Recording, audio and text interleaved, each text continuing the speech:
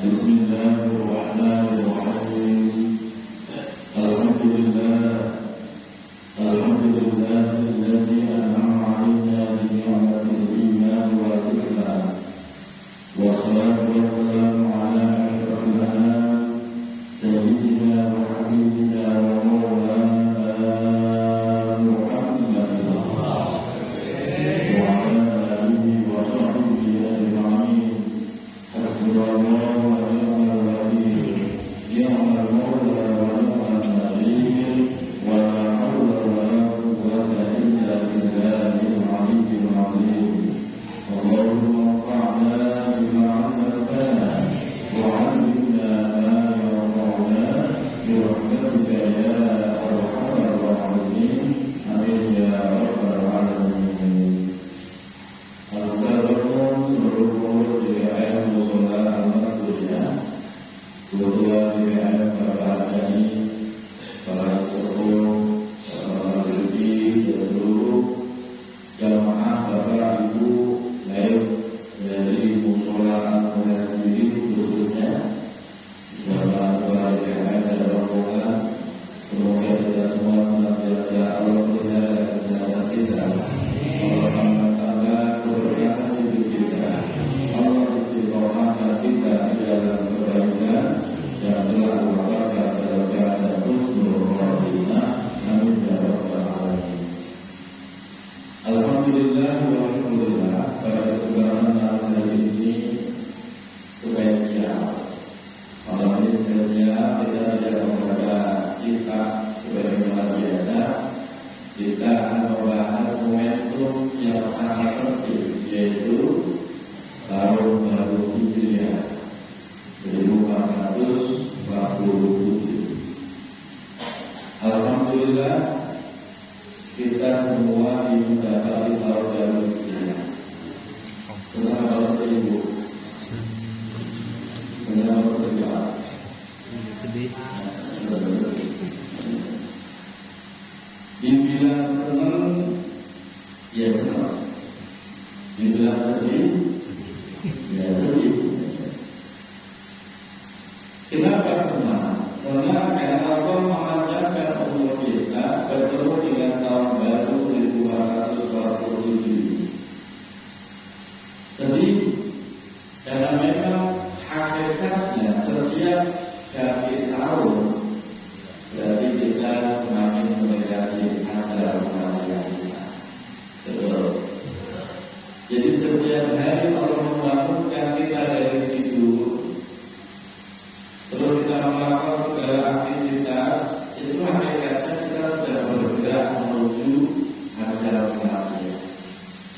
Jadi ajal itu nggak kemana-mana Bapak Ibu. Ajal itu patok. Ajal itu tanda selesainya masa kontrak kita di dunia ini. Kita yang terus mendekati ajal itu.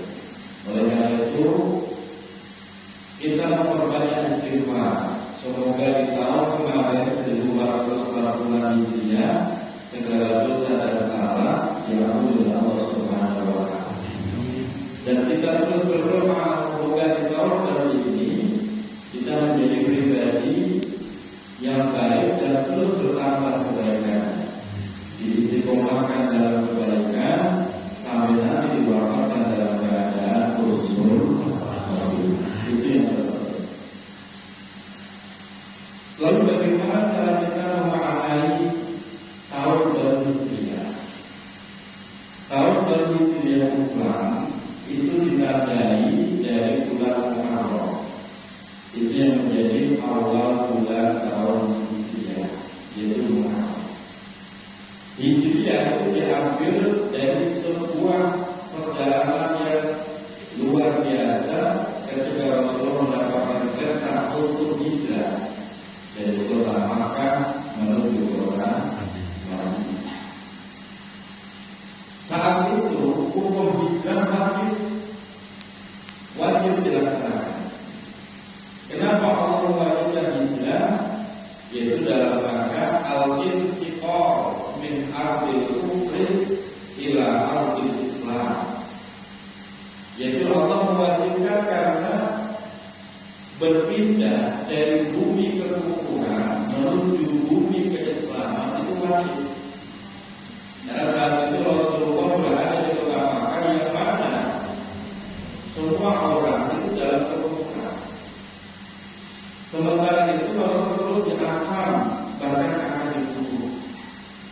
Sehingga disitulah ada kewajiban yang ditetapkan oleh Allah untuk segera berhijrah ke kota Madinah, yang mana di Madinah itu justru sudah banyak orang yang siap masuk Islam.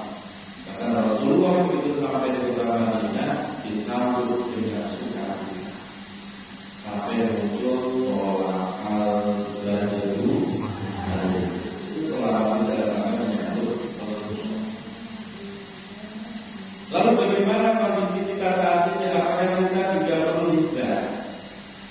Kalau memang suatu saat terjadi di kampung Ramadhan, semoga tidak terjadi. Umpamanya terjadi di Ramadhan semuanya kufur, maka kita yang Islam terancam juga kita wajib melakukan hijrah makani, yaitu hijrah tempat keluar dari kampung Ramadhan menuju kampung yang lebih baik. Tapi saat ini kondisi kita masih baik-baik saja, sehingga hijrah makani sudah tidak diwajibkan lagi. Lalu bagaimana kita memahami hijrah? Maka kita memahami hijrah sebagai hijrah ma'nawi. Hijrah ma'nawi adalah sebagaimana konsep yang diajarkan Rasulullah, al-muhajir man hajara as-suq wal mujahid man jahada hawa. Orang yang hijrah saat ini dalam kondisi sekarang adalah hijrah secara maknawi, yaitu hajar as-suq, kemampuan seorang muslim meninggalkan keburukannya, itu adalah hijrah. Kalau tahun lalu kita masih hobi suku kesianan, ada yang suku kesianan? Hobi atau kebiasaan? Ya, kebiasaan itu suku kesianan dulu. Nah, ini waktunya kita hijrah. Berdoa, kalau nggak berdoa susah. Berdoa biar kita mendapatkan taufik pertolongan Allah. Kalau Bapak ada yang lain, susah. Karena ibadah benar-benar pertolongan Allah. Tanpa pertolongan Allah, orang akan merasa mampu melakukan ibadah. Berdoa, ya Allah, kalau kemarin saya suruh kesianan dulu, semoga tahun ini berikan kekuatan ya Allah, biar suruhnya tidak kesianan, bisa berjamaah di musola. Alhamdulillah. Kalau tahun lalu kita punya kebiasaan, yaitu malas ikut ngaji. Malas ngaji itu kebiasaan atau keburukan? Aman. Iya, ya gitu Pak. Kalau ngaji malas, kalau bukan, ya mamanya begitu deh. Ya, ini waktunya untuk hijrah. Berdoa, tanpa berdoa, tanpa pertolongan Allah, tidak bakal bisa. Walaupun rumahnya nempel. Makanya disebut dengan taufik, mendapatkan pertolongan Allah. Sebagaimana konsep yang diajarkan di dalam Al-Qur'anul Karim, alladzina amanu wa hajaru wa jahadu fi sabilillah bi amwalihim wa anfusihim a'zamu darajatan 'inda Allah wa ulaika humul faizun. Orang yang beriman dan dia mau hijrah. Hijrah saat ini begitu, meninggalkan keburukan menuju kebaikan. Dari buruk menjadi baik, dari baik menjadi tambah baik. Itulah hijrah sekarang. Dia betul-betul niat, ya Allah saya ingin hijrah. Bukan sekedar kok hanya kebaikan yang dilakukan itu hanya sekedar suguhan terhadap tamu atau orang lain, bukan. Benar-benar berangkat dari hati, ya Allah saya ingin hijrah. Saya ingin menjadi orang yang lebih baik, ibadahnya lebih tekun dan seterusnya. Benar-benar diniatkan hijrah. Wajahmu dan mereka mau berjihad fi sabilillah di jalan Allah. Dengan apa jihadnya? Bi amwalihim wa anfusihim, dengan harta bendanya dan jiwa raganya. Jihad tidak harus mengambil senjata perang berangkat ke Palestina. Tidak usah ke sono. Di sini kita jihad. Ada kegiatan baik kita support. Ada rezeki kita kirim sedekah kita. Gak punya rezeki, gak punya duit, punya tenaga, ya udah tenaga. Gak punya tenaga tapi punya ide-ide yang baik, ya sudah silahkan disumbangkan. Itu merupakan bagian dari jihad. Kok kita mau melakukan itu? Seperti pengajian kayak gini nih, ya, ada bagaimana udah saya bikin teh, itu bagian dari jihad. Udah saya bagian gelar karpet, begitu Pak. Ini kan saya berarti sekitar saya di sini Pak, karpet juga terlalu berantakan terus, ya kan? Berantakan kan? Coba tata yang enak, di komoditi, yang belum ada karpetnya di karpet ini kan. Jadi jangan sujudnya bisa berlama-lama. Itu bagian dari jihad. Kalau kita bisa seperti itu, Allah itu memberikan ujian yang luar biasa. Allah memberikan janji yang luar biasa. Janjinya apa? A'dhamu darajatan indallah. Maka orang itu pasti, kalau bisa orang itu gak pakai insya Allah, pasti akan mendapatkan a'dhamu darajat, derajat yang paling agung, paling mulia indallah di sisi Allah. Wa ulaika humul faizun, dan mereka termasuk golongan yang beruntung di dunia, terlebih lagi beruntung di akhirat. Kok kita udah iman, berusaha terus untuk hijrah dari buruk menjadi baik, dari baik menjadi tambah baik, terus kita berusaha jihad sekuat tenaga, jiwa, raga, harta benda sesuai dengan kemampuannya. Umpamanya mati, dijamin mati syahid. Jadi mati syahid Bapak harus pergi ke medan perang. Saat ini Indonesia nggak ada perang. Maka jihad kita adalah wal mujahidu man jahada hawahu, yaitu berjihad melawan hawa nafsu. Ngaji sebentar doang. Ada nggak kita ngaji 1 jam Pak? Nggak nyampe Pak. Antara 30 sampai 45 menit sekitar itu. Tapi walaupun kelihatan sebentar, butuh perjuangan yang luar biasa, butuh jihad, betul. Tanpa perjuangan, kaki berat amat, ngomong akan musulah berat, padahal di sini mah tinggal duduk doang, betul. Tinggal duduk, minum teh dianterin, betul. Nanti selesai ngaji disuruh makan, iya. Kurang apa? Tapi karena hawa nafsu itu begitu, Pak. Hawa nafsu itu mendorong seseorang berbuat buruk. Padahal keburukan itu justru kadang-kadang enggak selalu enak. Keburukan itu justru bisa merusak dirinya, menghabiskan hartanya. Tapi walaupun begitu, namanya orang udah dikuasai hawa nafsu, seneng aja kok. Saya punya jamaah dulu pernah ngaji sama saya. Sekarang dia nggak pernah ngaji lagi. Ternyata apa? Gila main slot. Apa slot? Apa?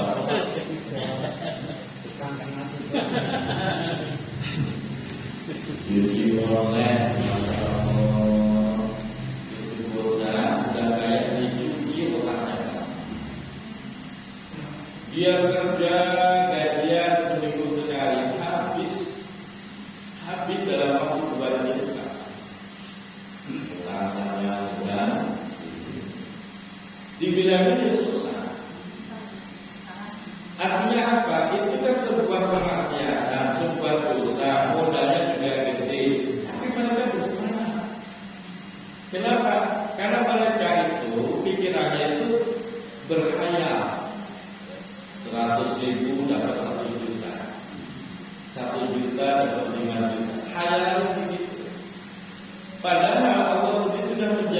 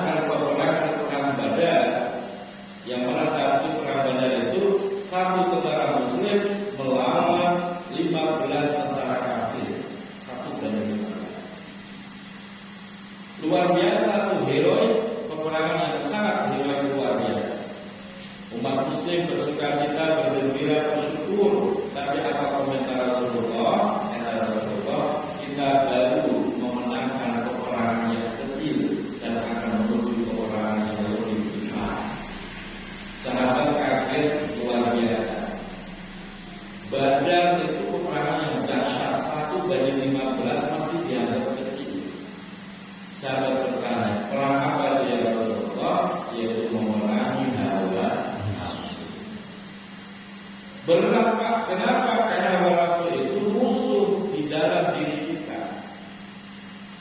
Hawa nafsu itu terus bersemayam dalam diri kita 24 jam, selalu dalam diri kita.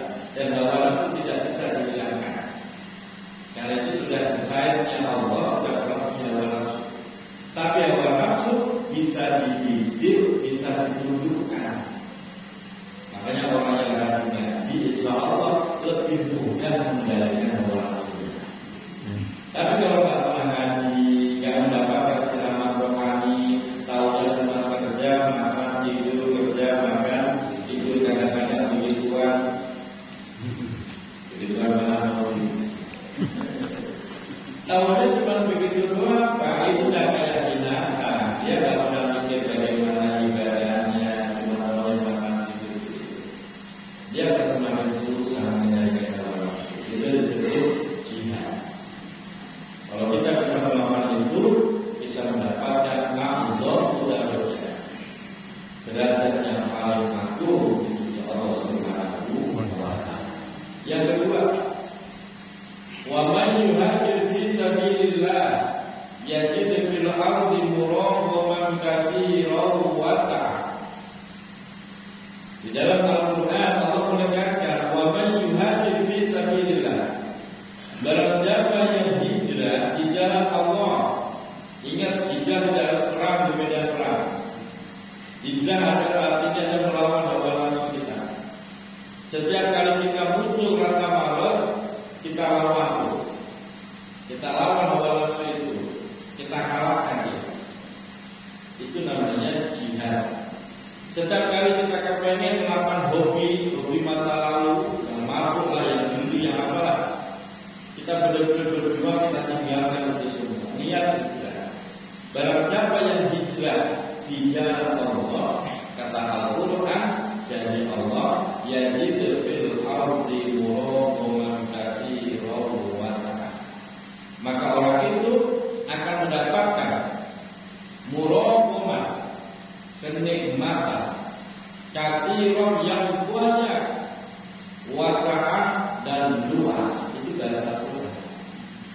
Muraghaman itu nikmat, segala macam nikmat, segala macam bentuk-bentuk. Katsiran banyak, udah itu ditambahi wasa' luas. Makanya saat ini kita lihatkan hijrah. Dulu malas tahajud, pada setiap malam bisa 2 kali bangun. Ya Bu, tapi malas tahajud. Padahal udah 2 kali bangun, 2 kali nyetik, 2 kali cebok.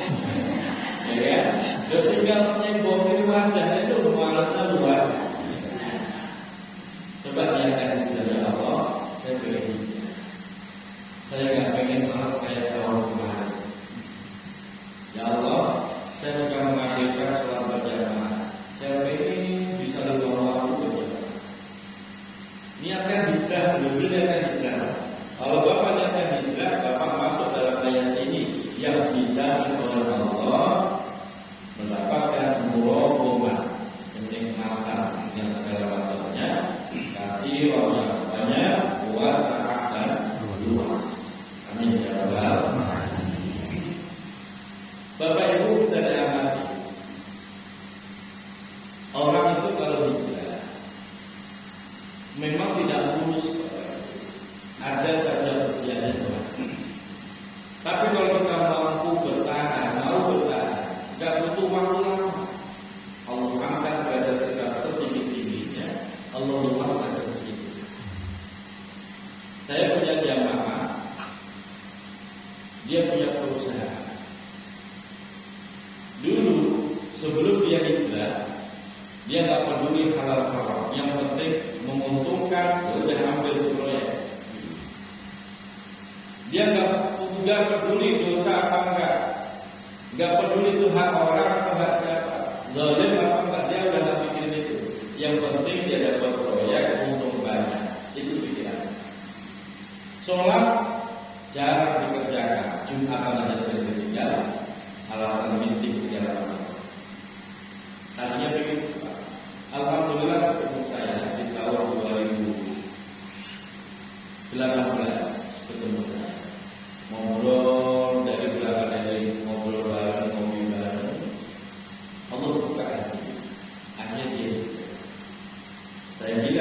kalau hijrah harus siap mental. Kenapa? Allah tak akan membiarkan kamu hijrah dengan tulus. Harus diuji dulu. Kamu serius ke hijrah? Iman kamu benar apa orang-orang? Ibarat gelas yang ada kopinya, warnanya hitam. Cara membuang roda itu bukan dituang, tapi diisi dengan kebaikan. Kalau kamu lihat hijrah, kamu harus diisi dengan kebaikan. Jangan cuma lihat hijrah doang, tapi kalau melakukan kebaikan. Sekarang ngaji. Jadi nanti perjalanan cuma perintah. Karena dengan terus diisi dengan air putih, itu jelas lama-lama kopinya bersih. Yang itu berubah menjadi dan itu berubah.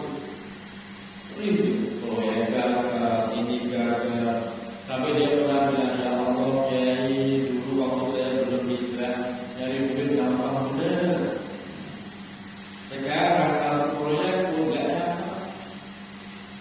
Saya begini, terus mau digagalin hijrahnya, kembali kayak jahiliyah dulu. Enggak, kayak saya punya. Alhamdulillah, akhirnya Allah sudah.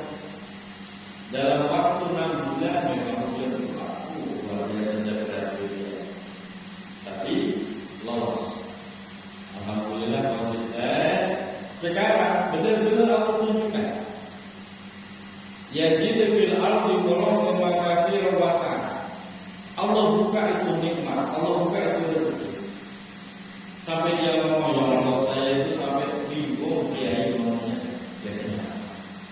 Orang pada sibuk rame-rame nyari proyek, saya itu ditawarin proyek gimana? Kalau Allah buka itu nikmat, duduk doang, proyek datang.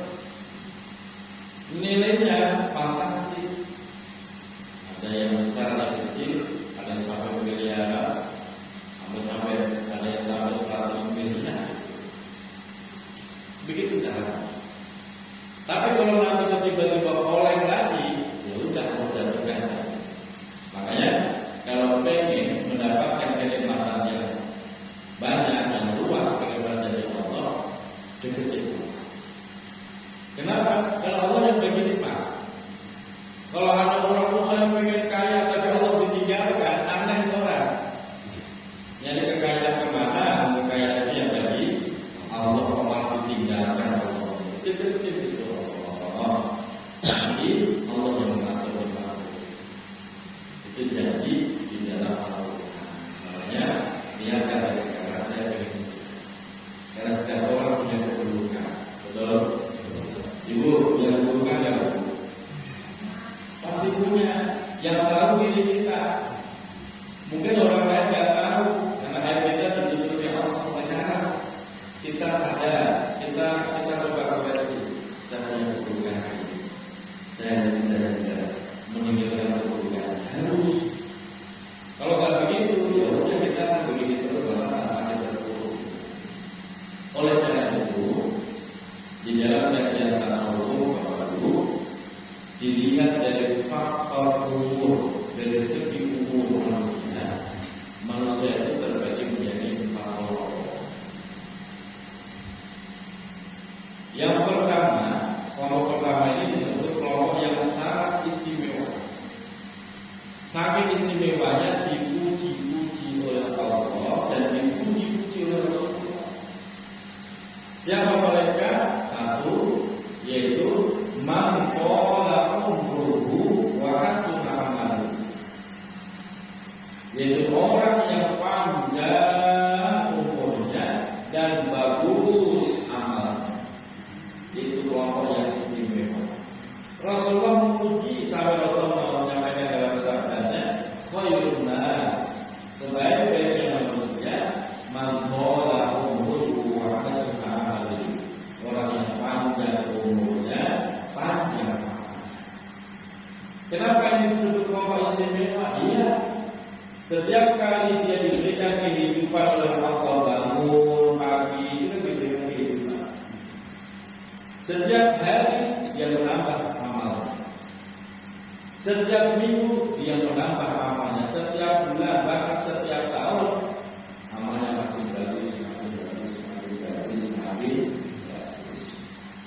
Sehingga ketika dia diberikan umur yang panjang 70, 80 bawahnya, amalnya bukan pakai Tuhan, pakai takut. Kalau begitu tuh orang yang istimewa, dia dapat Allah dan dia dapat Rasul. Ini coba. Nah, kira-kira nih kita bisa nggak masuk orang yang terakhir? Kira-kira bisa nggak? Jadi sekarang kalau nggak ada niat, nggak ada keinginan, mau enggak seadanya kalau sholat ya sholat, kalau nggak pengennya dunia. Kalau memang pengen masuk kelompok yang berbeda ini, dia berjuang, dipaksa. Kalau dimalas sudah paksa. Kalau nggak dipaksa nggak jalan-jalan. Itu orang yang istimewa. Yang kedua, orang yang kedua itu disebut orang yang baik. Kalau tadi pertama istimewa, yang kedua yang baik. Siapa mereka? Mereka adalah man qasura umruhu wa hasuna amaluhu, yaitu orang yang pendek umurnya tapi bagus amal. Itu orang baik. Walaupun pendek, amalnya cakep. Ada kan orang begitu, lagi bagus-bagusnya masih muda sekitar 30, 40, rajin, betul ibadah, sosial yang bagus, tiba-tiba sedih kita yang ditinggalkan. Sedih. Itu orang baik. Jadi ketika mati, banyak orang yang sedih, merasa kehilangan. Itu orang baik. Nah kita, kata-kata kepala 4, kepala 5, dan pokoknya kepala 3.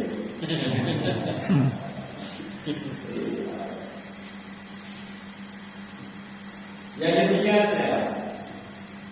Yang ketiga, kelompok ketiga ini disebut orang yang rugi. Siapa orang yang rugi? Man qasura umruhu wa sa'a amaluhu. Orang yang pendek umurnya dan jelek amalnya. Itu orang rugi, Pak. Udah dikasih umur pendek, jelek pula amal. Rugi kan? Rugi gak bisa memanfaatkan waktu sebaik-baik.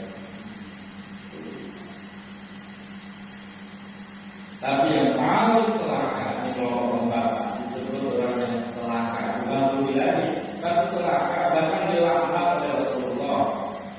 Siapa mereka?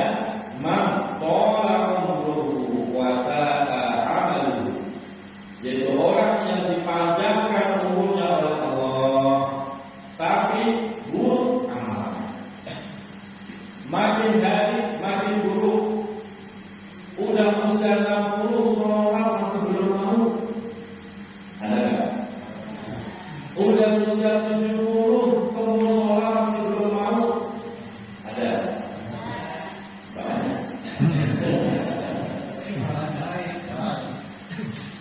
Masya Allah, udah 70 lebih itu udah panjang umur namanya, Pak.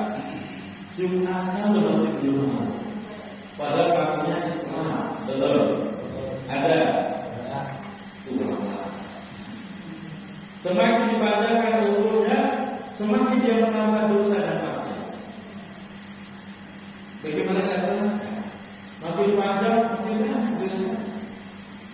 Nah, ibu pengen umur panjang apa pendek?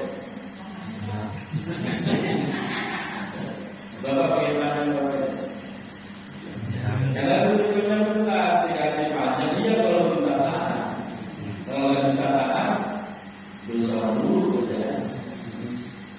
Gimana ya? Karena lagi berapa usia? Aduh, Pak, itu kalau bisa Rasulullah.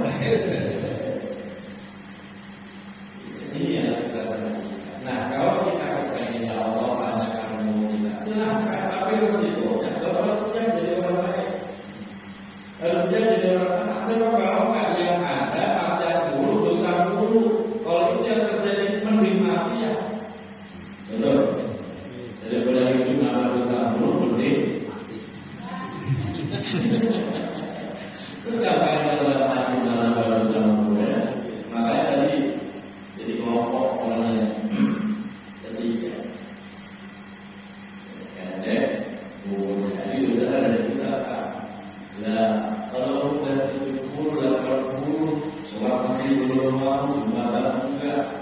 tahlilan, acara dikir baru datang lupa.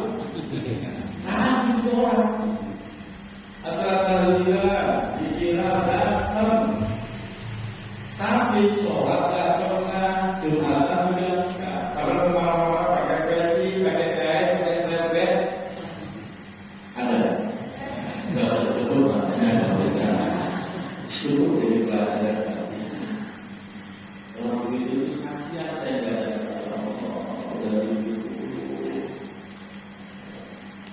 Kadang-kadang itu anak kita baru turun dari masjid, langsung menuju tempat pikiran, tempat masjid. Itu dia udah nongkrong dari tadi di situ kan?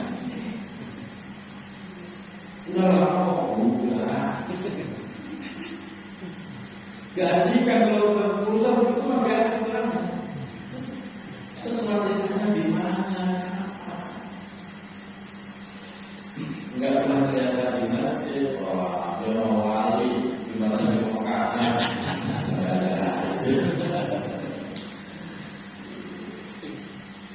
Ini muhasabah renungan buat kita. Renungan buat kita. Allah pertemukan kita dengan tahun baru. Berarti umur kita makin banyak, ajal kita makin dekat. Terus amal kita bagaimana? Kira-kira meningkat atau menurun? Harapannya kita banyak ikhlas. Dari kemarin kalau kita banyak itu.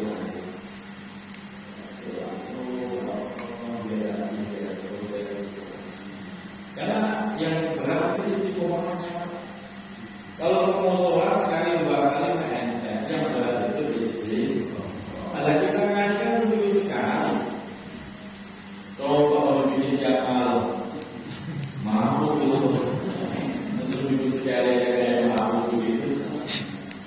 Nah, jika kita bangun dari mana libur dalam merah begitu, pakai ditanya, kita terlalu ngasihnya, kalau merah apa urusan? Kadang-kadang itu kita aneh, tetangga goreng bawang kasih libur.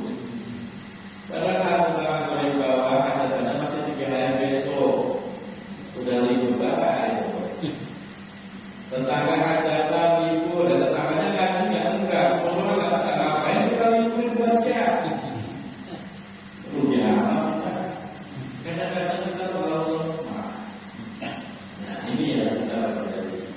Kalau nggak benar-benar urus hati, alhamdulillah itu sekarang makanya dalam setiap khotimah saya selalu sampaikan semoga Allah istiqomahkan dalam kebaikan, telah dilapangkan dalam keadaan husnul. Alhamdulillah saya tidak pernah libur ngaji Pak, kecuali 2. Satu sakit, kedua pulang kampung. Udah pulang kampung gimana? Hujan saya datang, betul. Ada apa kita ada jaya sudah dari 12 kaki kadang-kadang kita kasih nggak tahan gitu. Tujuannya apa? Kita juga pernah tahu kita harus sampai mana. Tidak kita lakukan. Kita harus sampai mana. Kita kepengen pas Allah mewafatkan kita sedang melakukan kebaikan itu yang terpenting.